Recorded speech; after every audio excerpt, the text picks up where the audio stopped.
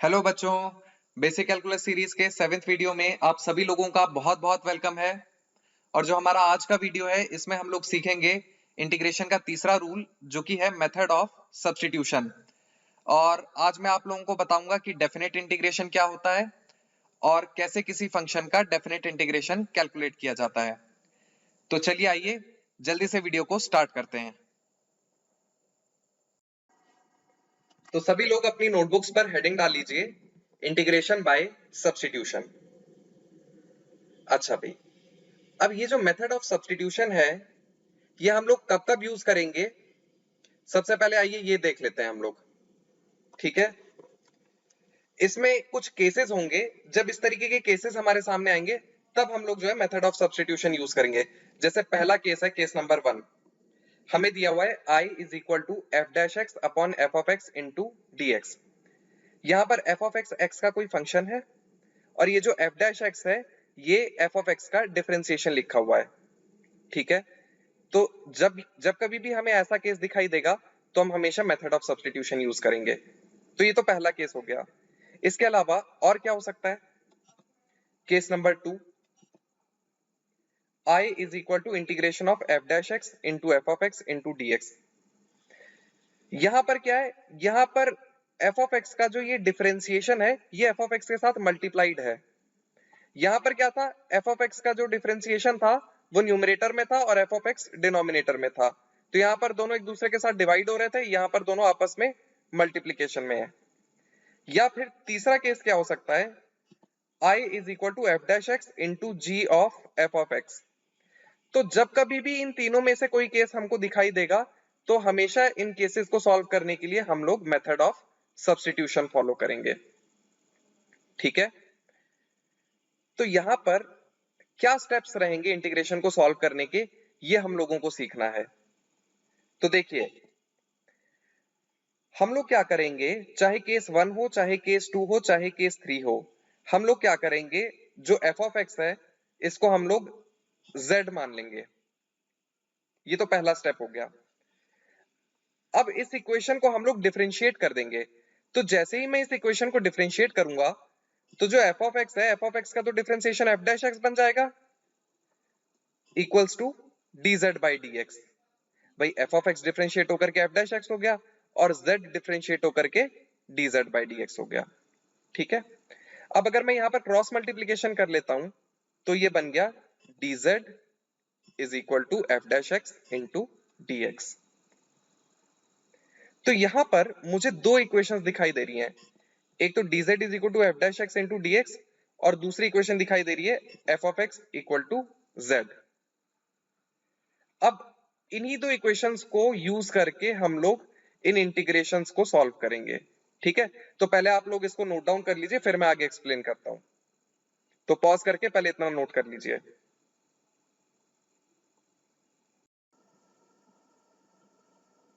तो सबसे पहले हम लोग केस नंबर 1 डिस्कस कर लेते हैं। ठीक है, तो ये बाकी दोनों केसेस अभी मैं रब कर देता हूं। अच्छा, जो केस नंबर 1 है वो हमें दिया हुआ है i is equal to integration of F dash X upon F of X into D X. अच्छा, इस तरीके की अगर हमें इंटीग्रेशन की फॉर्म दी हुई है तो कैसे इस टाइप के इंटीग्रेशन को सॉल्व करना है ये हम लोगों को सीखना है। तो देखो, यहां पर मुझे न्यूमरेटर में दिखाई दे रहा है F dash x into D x. ठीक है, अच्छा अब देखो यहां पर अगर मैं देखूं तो मैंने क्या लिखा हुआ है, dz is equal to F dash x into D X. इसका मतलब ये जो F dash x into D X है इसको मैं क्या लिख सकता हूं, इसको मैं dz लिख सकता हूं। और ये जो नीचे डिनोमिनेटर में एफ ऑफ एक्स लिखा हुआ है, जरा देखो यहां पर एफ ऑफ एक्स को हमने क्या माना था, z। तो इसका मतलब ये जो डिनोमिनेटर में एफ ऑफ एक्स लिखा है इसको मैं क्या लिख सकता हूं, z। तो इसका मतलब ये पूरा का पूरा जो फॉर्म है वो रिड्यूस होकर के कुछ इस तरीके का दिखाई देने लगेगा, i is equal to integration of dz upon z। तो जो फॉर्म पहले इतना डिफिकल्ट दिखाई दे रहा था वो इतने सिंपल फॉर्म में कन्वर्ट हो गया। अब आगे जो है इंटीग्रेशन को सॉल्व कर सकते हैं हम लोग। ठीक है, तो वीडियो को पॉज करके ये आप लोग नोट डाउन कर लो। अभी जैसे जैसे हम लोग क्वेश्चन सॉल्व करेंगे तो हम लोगों को क्लियर होगा कि कैसे ये कंसेप्ट्स जो हैं वो बैकग्राउंड में काम करते हैं। हाँ भी पॉज करके नोट कर लिया सब लोगों ने। तो अब हम लोग सेकंड केस देखते हैं। अच्छा, तो केस नंबर 2 में हमको दिया हुआ है I is equal to integration of F dash x into F of X into D X. अब की बार यहां पर एफ ऑफ एक्स और एफ डैश एक्स दोनों आपस में मल्टीप्लाइड है। ठीक है, तो सबसे पहले इसको रीअरेंज करके हम लोग ऐसे लिख लेते हैं। मैंने क्या किया, मैंने एफ ऑफ एक्स को लेफ्ट में लिख लिया और एफ डैश एक्स को राइट में कर दिया। अच्छा, अब देखो यहां पर ये क्या दिखाई दे रहा है मुझे, f dash x into D x, और F dash x into D x यहां से कितना दिखाई दे रहा है मुझे, dz। तो इसका मतलब ये इतनी चीज क्या बन जाएगी, इसको मैं बोल सकता हूं dz। और जो यहां पर ये f ऑफ x लिखा हुआ है, f ऑफ x को हमने क्या मान रखा है, z। तो ये f ऑफ x क्या बन गया, z।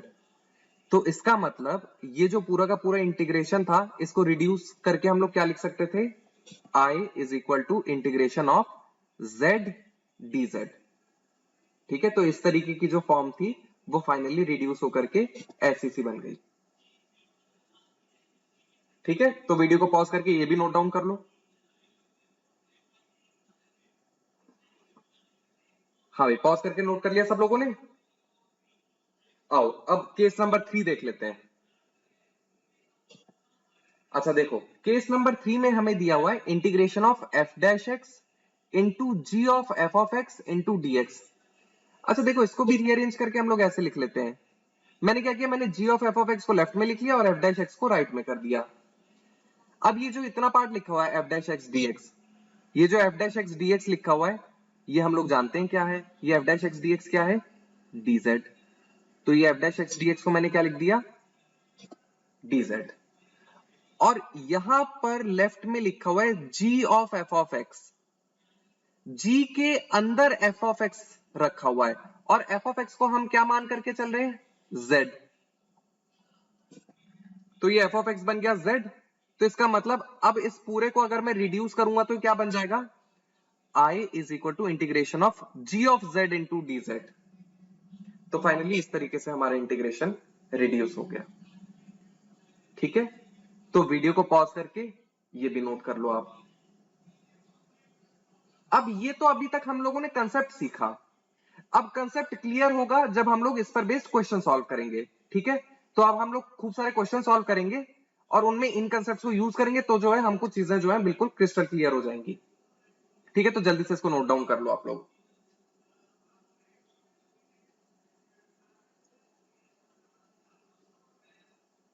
हाँ भी पॉज करके नोट कर लिया सब लोगों ने।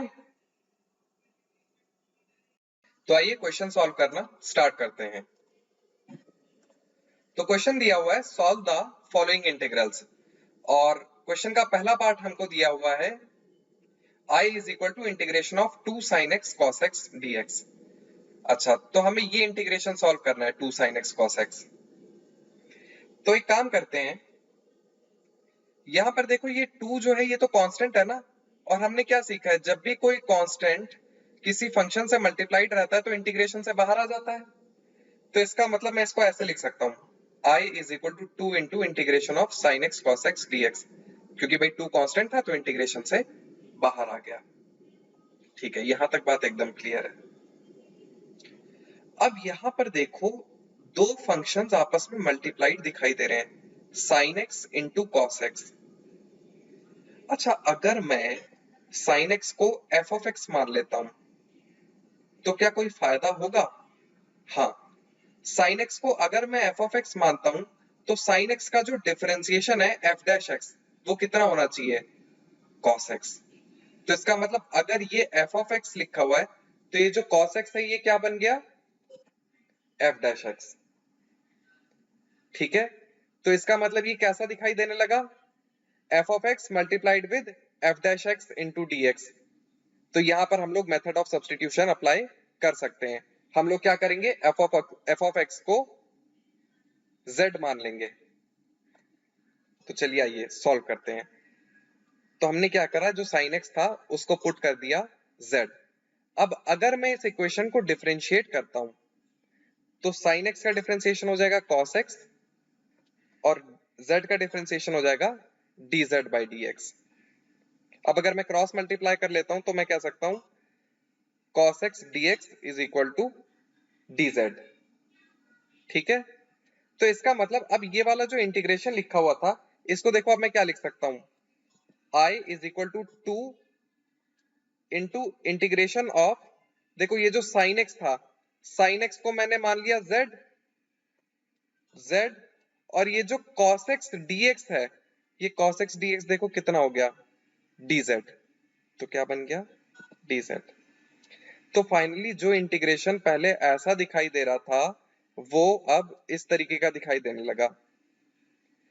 अब z का इंटीग्रेशन तो हमको सॉल्व करना आता है, तो ये क्या हो जाएगा I is equal to 2 into z का इंटीग्रेशन क्या हो जाएगा z स्क्वायर बाई 2।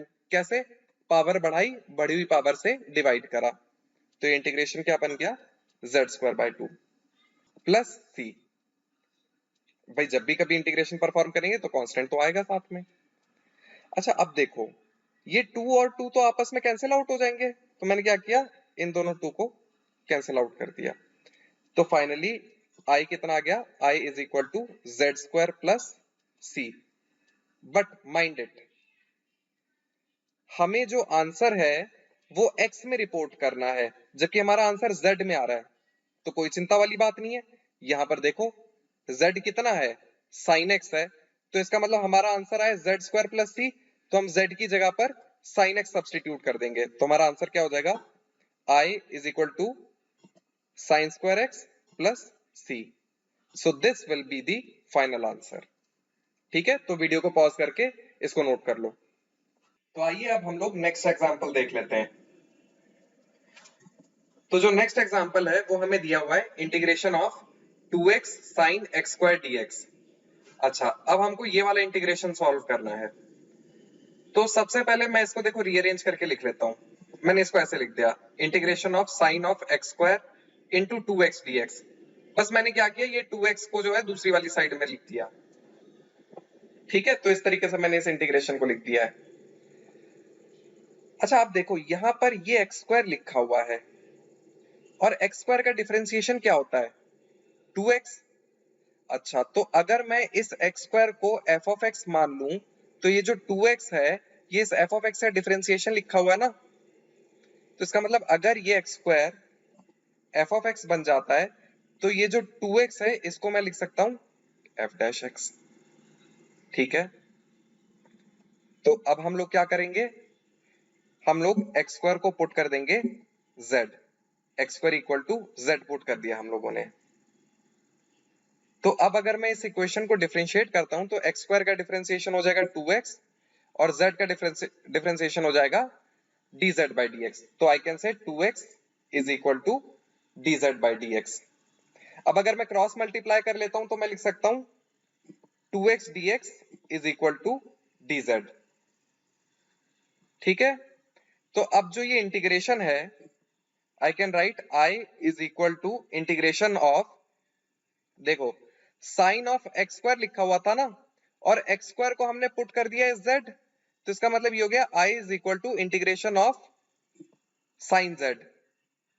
और ये जो 2x dx लिखा हुआ था, ये 2x dx को मैं लिख सकता हूं dz, तो ये जो 2x dx था ये क्या बन गया dz। तो फाइनली ये जो इंटीग्रेशन है ये रिड्यूस होकर के कैसा बन गया I is equal to integration of sine z dz। तो अब जो साइन z है, साइन z का इंटीग्रेशन हम लोग जानते हैं भाई, cos z को जब हम लोग डिफरेंशिएट करते थे तो माइनस साइन z आता था, तो इसका मतलब साइन z को अगर मैं इंटीग्रेट कर दूंगा तो माइनस cos z आना चाहिए, तो मैं क्या लिख सकता हूं I is equal to minus cos z plus c। लेकिन ये फाइनल आंसर नहीं है, फाइनल आंसर तो x में होना चाहिए ना, तो ठीक है यहां पर z आ रहा है, तो हमको पता है X square is equal to Z है, तो इसका मतलब जहां पर भी इक्वेशन में z है वहां पर हम लोग एक्स स्क्वायर पुट कर देंगे, तो फाइनली हमारा जो आंसर है वो क्या बन जाएगा I is equal to minus cos of X square plus C. So this is the final answer.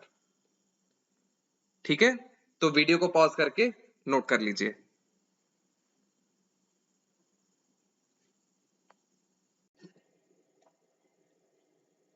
तो आइए नेक्स्ट एग्जांपल देखते हैं आप। तो नेक्स्ट एग्जांपल हम लोगों को दिया हुआ है I is equal to integration of log x upon x dx। अब की बार ये वाला इंटीग्रेशन हम लोगों को सॉल्व करके बताना है। तो सबसे पहले काम करते हैं, इसको थोड़ा सा रीअरेंज कर लेते हैं। तो मैंने इसको ऐसे लिख दिया I is equal to integration of log x into 1 upon x dx। इस तरीके से लिख दिया मैंने इसको। अब देखो यहाँ पर ये जो चीज है ये log x लिखी हुई है। अब याद करो log x का डिफरेंशिएशन क्या होता था, 1 अपॉन x। इसका मतलब अगर ये log x को मैं f ऑफ x मान लेता हूं तो ये जो 1 अपॉन x लिखा हुआ है इसको मैं f डैश x बोल सकता हूं। ठीक है बात। तो अब हम लोग क्या करेंगे, हम लोग log x को z पुट कर देंगे। अब इस इक्वेशन को डिफरेंशिएट कर देते हैं। तो जैसे ही मैं इस इक्वेशन को डिफरेंशिएट करूंगा तो log x का डिफरेंशिएशन हो जाना चाहिए 1 upon x and 1 upon x should be equal to dz by dx। z differentiate होकर के dz बाय dx हो गया। परफेक्ट। अब अगर मैं यहाँ पर क्रॉस मल्टीप्लीकेशन कर लेता हूं तो मैं क्या लिख सकता हूं, dx upon x is equal to dz। ठीक है। तो अब जो ये वाला इंटीग्रेशन लिखा हुआ था, अब इसको हम लोग रिड्यूस करके देखो क्या लिख सकते हैं, I is equal to integration of log x। देखो अब क्या बन गया, log x को हमने z पुट कर दिया ना, तो log x की जगह पर आ गया z। और ये जो 1 अपॉन x dx है, देखो dx अपॉन x ये कितना है dz, तो ये 1 अपॉन x dx क्या बन गया dz। तो फाइनली ये जो इंटीग्रेशन है क्या बन गया, इंटीग्रेशन ऑफ z dz। तो हमको ये इंटीग्रेशन कैलकुलेट करके अब बताना है। तो हमको मालूम है I कितना हो जाना चाहिए, पावर बढ़ाई बड़ी पावर से डिवाइड किया तो I should be equal to z square by 2 plus c। पर ये फाइनल आंसर नहीं होगा क्योंकि फाइनल आंसर तो x में होना चाहिए जबकि ये तो z में आ रहा है। तो ठीक है, कोई चिंता वाली बात नहीं है। log x is equal to z था, तो जहां जहां पर z है वहां वहां पर हम लोग क्या पुट कर देंगे log x। तो हमारा जो फाइनल आंसर है वो क्या बन जाएगा, I is equal to log x का whole square upon 2 plus c। Now this is the final answer. ठीक है, तो वीडियो को पॉज करके इसको भी नोट डाउन कर लीजिए।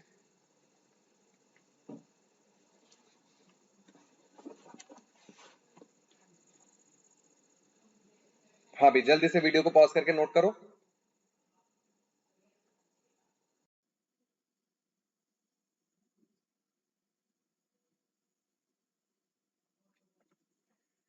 ठीक है, तो अब हम लोग जो है नेक्स्ट एग्जांपल की ओर बढ़ते हैं।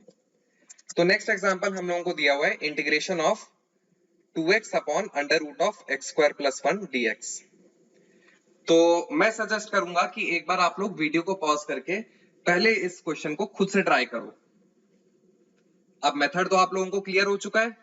ठीक है, तो एक बार आप लोग वीडियो को पॉज करके इस क्वेश्चन को खुद से ट्राई करो। हाँ भाई, पॉज करके ट्राई कर लिया सब लोगों ने। ठीक है, तो फिर अब मैं सॉल्व कर रहा हूं इस क्वेश्चन को। तो देखो यहां पर क्या लिखा है, I is equal to 2x upon under root of X square plus 1 dx। तो अगर नीचे देखो इसको एक्स स्क्वायर प्लस 1 को अगर आप ऑब्जर्व करो तो इसका जो डिफरेंशिएशन है वो क्या हो जाना चाहिए, 2x प्लस 0। मतलब एक्स स्क्वायर प्लस 1 का जो डिफरेंशिएशन है वो 2x हो जाना चाहिए। तो अगर मैं कहता हूं कि ये जो एक्स स्क्वायर प्लस 1 है ये f ऑफ x है, तो इसका जो डिफरेंशिएशन है वो 2x है। तो इसका मतलब ये जो 2x है इसको मैं क्या लिख सकता हूं, f डैश x। परफेक्ट। तो x square plus 1 f of x बन गया और जो 2x है वो क्या बन गया, f डैश x। तो अब हम लोग क्या करते थे, ये जो एक्स स्क्वायर प्लस 1 है इसको हम लोग z पुट कर देंगे और अब इस इक्वेशन को हम लोग डिफरेंशिएट कर देंगे। तो जैसे ही मैं इस इक्वेशन को डिफरेंशिएट करूंगा तो ये क्या बन जाएगा, एक्स स्क्वायर का डिफरेंशिएशन 2x, 1 का डिफरेंशिएशन 0 और z का डिफरेंशिएशन dz बाई dx। तो ये क्या हो गया, 2x is equal to dz by dx। अब अगर मैं यहां पर क्रॉस मल्टीप्लाई कर लेता हूं तो ये क्या बन जाएगा, 2x dx is equal to dz। ठीक है, तो अब जो ये इंटीग्रेशन लिखा हुआ था अब इसको हम लोग देखो रिड्यूस करके क्या लिख सकते हैं, I is equal to integration of dz upon root z। कैसे, देखो ये जो 2x dx था ये तो dz बन गया। देखो ये 2x dx था ना, तो इसको मैंने लिख दिया dz, और x स्क्वायर प्लस 1 जो था उसको हमने z मान लिया था, तो ये चीज क्या बन गई, रूट z। तो ये इंटीग्रेशन जो है वो dz अपॉन रूट z बन गया। परफेक्ट। अब देखो इसको मैं ऐसे भी तो लिख सकता हूं, I is equal to integration of z की पावर -1/2 dz। भाई ये लिखा हुआ था z की पावर 1/2, जब मैं इसको न्यूमरेटर में ले गया तो ये हो गया z की पावर -1/2। तो ये क्या चीज लिखी हुई है, z की पावर n ही तो लिखी हुई है, तो इंटीग्रेशन क्या हो जाना चाहिए, पावर बढ़ाई, बढ़ी हुई पावर से डिवाइड किया। तो फाइनली हमारा आंसर क्या हो जाएगा, I is equal to z की पावर 1/2 अपॉन 1/2 प्लस c। ठीक है, तो इसको अगर मैं फर्दर सिंप्लीफाई कर दूं तो देखो ये क्या बन जाएगा, I is equal to 2 root z plus c। लेकिन हमारा फाइनल आंसर जो है वो तो x में होना चाहिए, ये z में है, तो हम लोग क्या करेंगे भाई, x स्क्वायर प्लस 1 को हमने z पुट किया था ना, तो जहां जहां हमारे आंसर में z आ रहा है वहां वहां हम लोग x स्क्वायर प्लस 1 पुट कर देंगे। तो फाइनली ये क्या बन जाएगा, I is equal to 2 under root of x square plus 1 plus c। So this is the final answer. ठीक है, तो वीडियो को पॉज करके नोट डाउन कर लो आप।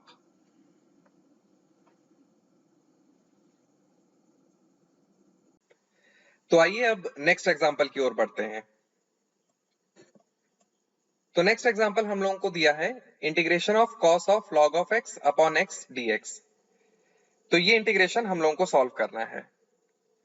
तो एक बार आप लोग वीडियो को पॉज करके पहले खुद से ट्राई कीजिए। अब तो हम लोगों ने कई सारे ऐसे एग्जांपल्स डिस्कस कर लिए हैं, ठीक है, तो एक बार ट्राई कीजिए खुद से। हाँ भाई, तो वीडियो को पॉज करके सब लोगों ने ट्राई कर लिया, तो फिर अब मैं सॉल्व कर रहा हूं। चलो आओ देखें। अच्छा भाई, तो ये देखो ऐसे लिखा हुआ है cos of log of x upon x dx। तो सबसे पहले मैं इसको रीअरेंज करके लिख लेता हूं। तो मैंने इसको कुछ इस तरीके से लिख लिया, cos of log of x into 1 upon x dx। अब ये कुछ बेटर दिखाई दे रहा है। अब जरा देखो, अगर मैं log x को देखूं तो ये जो log x है इसका डिफरेंशिएशन 1 अपॉन x होना चाहिए। तो अगर मैं log ऑफ x को f ऑफ x मान लेता हूं, तो ये जो बगल में 1 अपॉन x लिखा हुआ है ये तो log x का डिफरेंशिएशन है, तो ये 1 अपॉन x फिर क्या बन जाएगा, f डैश x। तो इसका मतलब अगर मैं ये log x को f ऑफ x लिख देता हूं तो ये जो 1 अपॉन x है ये f डैश x बन जाएगा। तो इसका मतलब अब हम लोग क्या कर सकते हैं, हम लोग log x को पुट कर देंगे z। तो मैंने log x को z पुट कर दिया। तो अब अगर मैं इस इक्वेशन को डिफरेंशिएट करता हूं तो क्या हो जाएगा, log x का differentiation 1 upon x equal to dz by dx। तो अब अगर मैं यहां पर क्रॉस मल्टीप्लाई करता हूं तो क्या हो जाएगा, dx upon x is equal to dz। बहुत बढ़िया।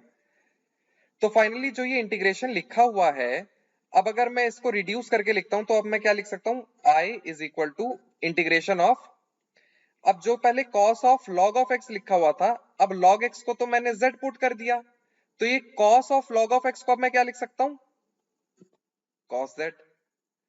और ये जो 1 अपॉन x dx लिखा हुआ है, ये dx अपॉन x क्या चीज है, dz। तो ये इतना पार्ट ये क्या हो जाएगा, 1 अपॉन x dx, इसको मैं लिख सकता हूं dz। तो फाइनली ये जो इतना सारा बड़ा सा इंटीग्रेशन था ये अब cos z dz बन गया। ये तो बहुत आसान है, cos z का इंटीग्रेशन तो हमको आता है, sin z को जब डिफरेंशिएट करते हैं तो cos z आता है, मतलब cos z को इंटीग्रेट करेंगे तो sin z आएगा। तो हमारा आंसर क्या हो जाएगा, I is equal to sin z plus c। पर ये जो हमारा आंसर है ये तो z में आया है, जबकि हमको हमारा आंसर चाहिए x में।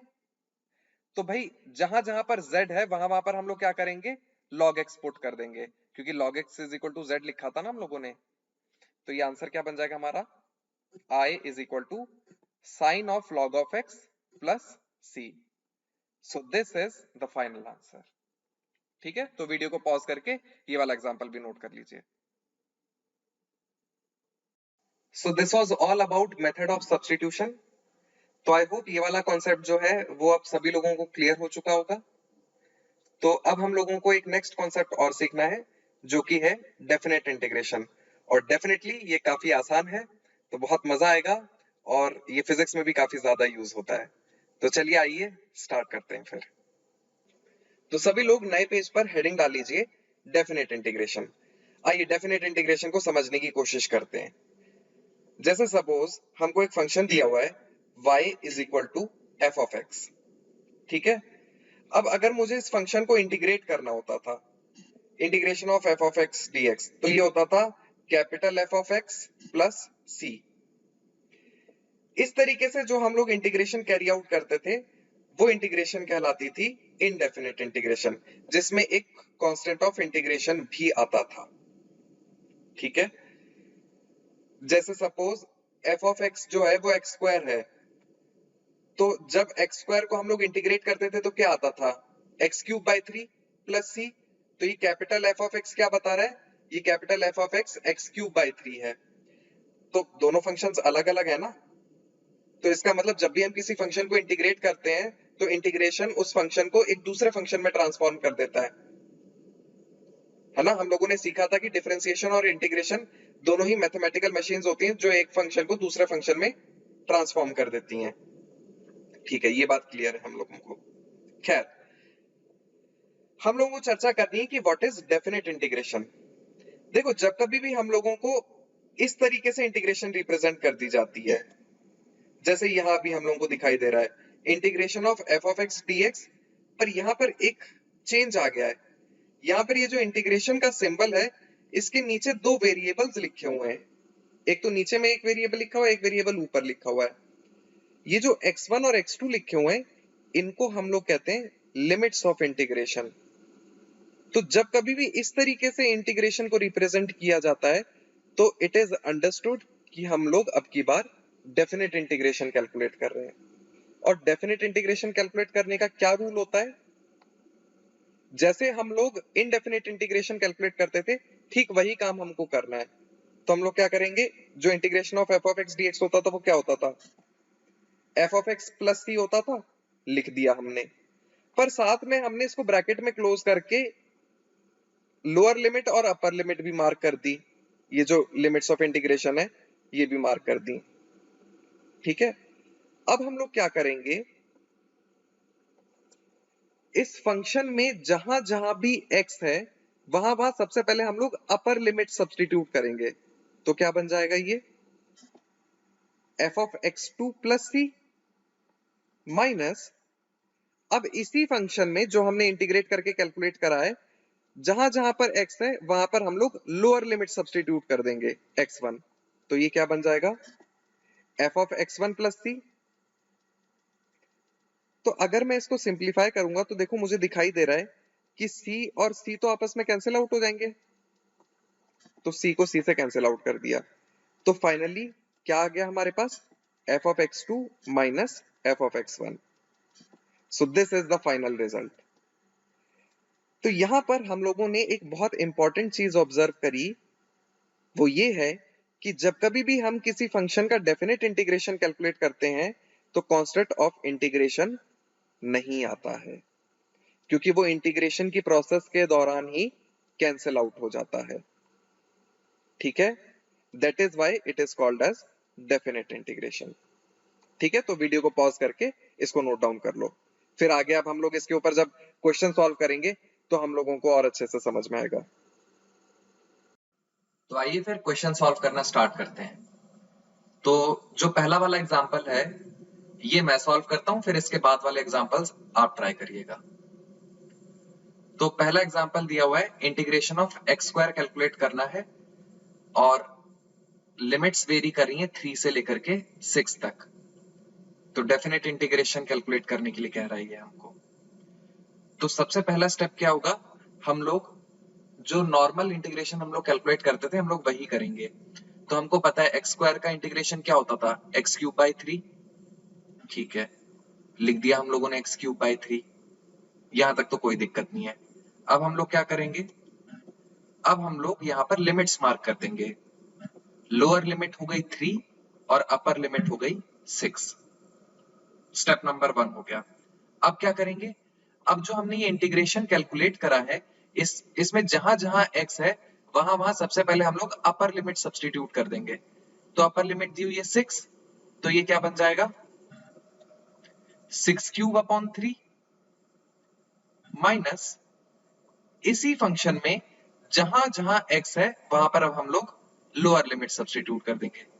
तो ये क्या बन जाएगा 3³ अपॉन 3।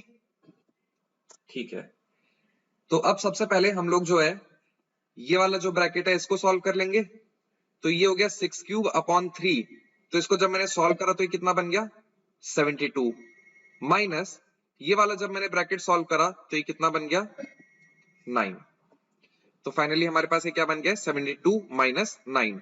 इसको अब जब मैं आगे फर्दर सिंप्लीफाई करूंगा तो ये कितना हो गया 63। सो this is the final answer. तो इस तरीके से हम लोग किसी भी फंक्शन का डेफिनेट इंटीग्रेशन कैलकुलेट करके बता सकते हैं। ठीक है, तो पॉज करके इसको नोट कर लीजिए। तो आइए अब अगला एग्जांपल देख लेते हैं। तो ये जो नेक्स्ट वाला एग्जांपल है इसमें हमको कहा हुआ है 4x³ प्लस 2 का इंटीग्रेशन सॉल्व करके बताना है और लिमिट्स वेरी कर रही हैं 0 से लेकर के 2 तक। तो सबसे पहला स्टेप क्या है, सिंपली जैसे हम लोग किसी भी फंक्शन को इंटीग्रेट करते हैं वैसे ही हम लोग इंटीग्रेशन सॉल्व करेंगे। तो हम क्या लिखेंगे 4x³ का इंटीग्रेशन हो जाएगा x⁴ प्लस 2x। तो ये तो हम लोगों ने इसका सिंपल इंटीग्रेशन सॉल्व करके लिख दिया। अब की बार कांस्टेंट ऑफ इंटीग्रेशन तो लिखेंगे नहीं। अच्छा, नेक्स्ट स्टेप, अब हम लोग क्या करेंगे लिमिट्स मार्क कर देंगे। तो लिमिट्स वेरी करिए 0 से लेकर के 2 तक। परफेक्ट। अब ये जो फंक्शन आया है सॉल्व होकर के इसमें जहां जहां हमको x दिखाई दे रहा है वहां पर हम लोग अपर लिमिट सब्स्टिट्यूट कर देंगे। तो ये क्या बन जाएगा 2⁴ प्लस 2 इंटू 2, जहां जहां भी इसमें x था वहां पर हमने x की जगह पर अपर लिमिट 2 सब्स्टिट्यूट कर दिया माइनस अब इसी फंक्शन में जहां जहां x है वहां पर अब हम लोग लोअर लिमिट सब्स्टिट्यूट कर देंगे। तो जैसे ही मैं x की जगह पर 0 सब्स्टिट्यूट करूंगा तो ये सारा कितना हो जाएगा 0। तो अब अगर मैं ये लेफ्ट वाला ब्रैकेट सॉल्व करता हूं तो ये सॉल्व होकर के कितना आ गया 2⁴ 16 प्लस 4 20। तो लेफ्ट वाला ब्रैकेट हो गया 20 माइनस 0। तो फाइनल आंसर कितना आ गया 20। सो this is the final answer. ठीक है, तो पॉज करके इसको भी नोट डाउन कर लीजिए।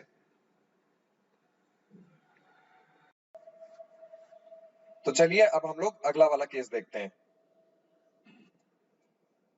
तो जो हम लोगों को नेक्स्ट वाला एग्जांपल दिया है वो है integration of 6x² minus 2x और लिमिट्स वेरी कर रही है 1 से लेकर के 3 तक। ये वाला इंटीग्रेशन हमको सॉल्व करके बताना है। तो सबसे पहला काम हम लोग क्या करेंगे, जैसे सिंपली इस फंक्शन को इंटीग्रेट करा जाता है वैसे हम लोग इसको इंटीग्रेट कर देंगे। तो जो 6x² है इसका इंटीग्रेशन हो जाएगा 2x³ माइनस 2x का इंटीग्रेशन हो गया x²। तो हमने जस्ट इसको इंटीग्रेट कर दिया यहां पर। अब क्या करेंगे, इसको ब्रैकेट में क्लोज करके लोअर लिमिट मार्क कर देंगे। तो लोअर लिमिट है 1 और अपर लिमिट दी हुई है 3। अब जो ये फंक्शन इंटीग्रेट होकर के आया है इसमें जहां जहां x है वहां पर हम लोग अपर लिमिट सब्स्टिट्यूट कर देंगे। तो जहां जहां मुझे x दिखाई दे रहा है वहां पर मैं अब की बार 3 पुट कर दूंगा। तो ये कितना बन जाएगा 2 इंटू 3 का क्यूब माइनस 3 का स्क्वायर माइनस इसी वाले फंक्शन में अब जहां जहां x है वहां पर हम लोग लोअर लिमिट सब्स्टिट्यूट कर देंगे। तो जहां जहां पर x दिखाई दे रहा है वहां पर अब मैं 1 सब्स्टिट्यूट कर दूंगा। तो ये कितना बन गया 2 इंटू 1 का क्यूब माइनस 1 का स्क्वायर। तो जब मैंने लेफ्ट वाला ब्रैकेट सॉल्व करा तो लेफ्ट वाला ब्रैकेट बन गया 45 माइनस राइट वाला ब्रैकेट जब मैंने सॉल्व करा तो ये बन गया 1। तो जब मैंने इसको आगे सिंप्लीफाई किया तो ये कितना हो गया 44। तो हमारा फाइनल आंसर हो गया 44। ठीक है, तो पॉज करके इसको नोट डाउन कर लीजिए। तो चलिए आज के वीडियो का लास्ट एग्जांपल हम लोग देख लेते हैं, फिर उसके बाद आज के वीडियो को हम लोग यहीं पे एंड करते हैं। तो जो फोर्थ एग्जांपल हमको दिया हुआ है वो है इंटीग्रेशन ऑफ x² प्लस 1 का whole square into 2x limits varying from 0 to 1। बहुत बढ़िया, बहुत ही अच्छा क्वेश्चन है। मैं आप लोगों को सजेस्ट करूंगा कि एक बार पहले आप लोग वीडियो को पॉज करके इस क्वेश्चन को खुद से ट्राई करो। चलो जल्दी से वीडियो को पॉज करके सब लोग खुद से ट्राई करो। ठीक है, तो आई बिलीव कि सब लोग अपने एंड पर ट्राई कर चुके हैं। अब मैं इस क्वेश्चन को सॉल्व करने जा रहा हूं। देखो ये वाला आपकी बार जो क्वेश्चन है, ये इस बार सिंपल क्वेश्चन नहीं है।